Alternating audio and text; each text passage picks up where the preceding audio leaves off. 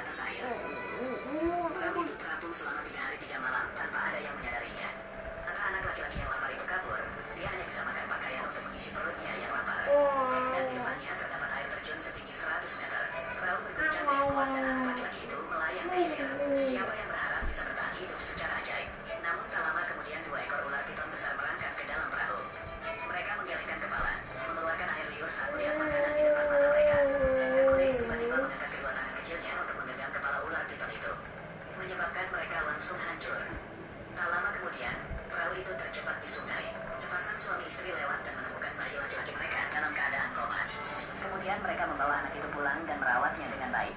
18 tahun berlalu dalam sekejap mata. Hercules kini telah dewasa. Karena kesehatan alami, tidak ada tempat untuk menyia-nyiakannya. Maka ayahnya membuatkan untuknya sebuah lesung batu seberat 1000 pon. Setiap hari Hercules mendorongnya untuk mengeluarkan energi berlebih. Meski begitu, aku masih merasa punya banyak kekuatan. Maka dia pun masuk ke dalam hutan lagi sambil membawa sebuah pohon besar. Hercules dengan mudah mencabut akar pohon itu. Ayah melihatnya dan sangat gembira. Saya merasa telah menemukan rahasia menjadi kaya.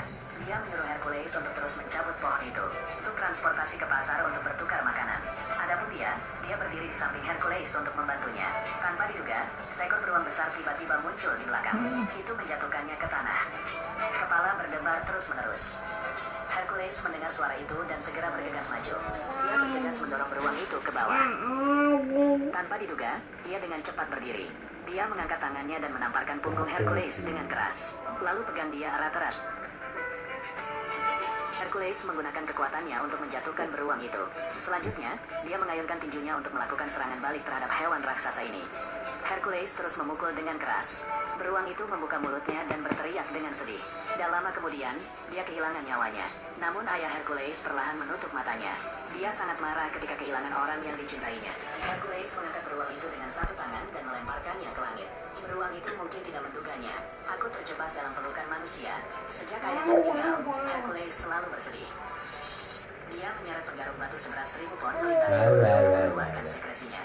Otot yang kuat bersinar di bawah sinar matahari. Tiba-tiba, orang-orang berlarian di dekatnya. Dia mengatakan sesuatu terjadi pada keluarga Hercules. Mendengar itu, Hercules buru-buru berlari pulang. Kemudian saya melihat ibu saya pingsan dan terbaring di tanah. Hercules menangis dan mengguncang tubuh ibunya. Untungnya dia tidak punya masalah. Ketika dia sadar kembali, dia memberitahu Hercules dengan panik. Baru saja monster menakutkan datang ke sini. Dia sangat takut hingga dia pingsan. Setelah selesai berbicara, dia meninggal. Pada saat ini, langit tiba-tiba berdering dengan suara gemuruh. Hercules berdiri, dia juga sangat bingung. Seekor lebah kuning raksasa muncul di langit. Tiba-tiba membuat Hercules terjatuh beberapa meter jauhnya. Saat hendak dihancurkan olehnya, Hercules dengan cepat menusuk lehernya dengan tongkat. Tanpa diduga, tubuhnya mengeluarkan arus listrik yang kuat. Arus listrik secara tidak sengaja membantu Hercules menarik lebah tersebut ke tanah. Setelah beberapa tepukan lagi, dia menutup matanya. Hercules kemudian meletakkan jenazah ibunya di atas beberapa pohon. Kemudian nyalakan api untuk mengirim ibu ke surga. Rumah yang ia tinggali selama bertahun-tahun terbakar habis. Karena Hercules tidak ingin mempertahankan tempat yang menyakitkan ini, penduduk desa memberitahunya, raja sedang merekrut pengawal untuk sang putri. Hercules sepertinya telah menemukan tujuan hidupnya. Malamnya dia segera berangkat ke istana untuk wawancara. Hercules dengan mudah mengalahkan 2 prajurit tepat di depan raja dan putri. Namun raja menganggap itu tidak cukup untuk membuktikan kekuatannya. Jadi 2 gerbong dikirim, rodanya terpasang pisau tajam. Hercules sangat ketakutan hingga ototnya gemetar. Para prajurit mencambuk tubuh kuda perangnya. Kereta kuda bergegas ke sini dengan cepat. Saya merasa kaki saya seperti akan terpotong oleh pisau di roda. Hercules merentangkan tangannya dan melompat. Berhasil lolos dari serangan tersebut. Sang putri diliputi oleh auranya yang kuat. Namun raja tidak membiarkan Hercules lewat begitu saja. 2 kereta kuda melaju ke depan lagi. Kali ini dia tidak menghindar, tapi diamlah. Saat bertabrakan dengan otot kuat Hercules, pisau yang tak terhitung jumlahnya hancur. Lalu dia mengangkat tangannya untuk meraih kereta itu. Tarik keempat kuda perang itu kembali. Saat terdengar suara keras, kuda perang itu tiba-tiba terlempar beberapa meter dengan kekuatan yang kuat. Dibuang oleh Hercules. Kini raja akhirnya menyerah ke tanah. Sampingnya tidak menyukai penampilan arogan Hercules.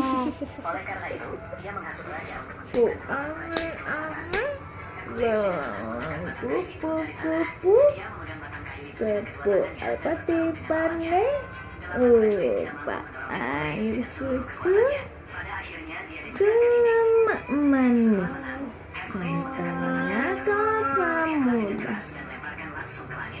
Jangan nangis, nanti tanda udah dadah. Dengan cepat mengundang Hercules menjadi pengawal pribadinya. Pastikan keamanan. Dasar kurang ajar ternyata pelatih.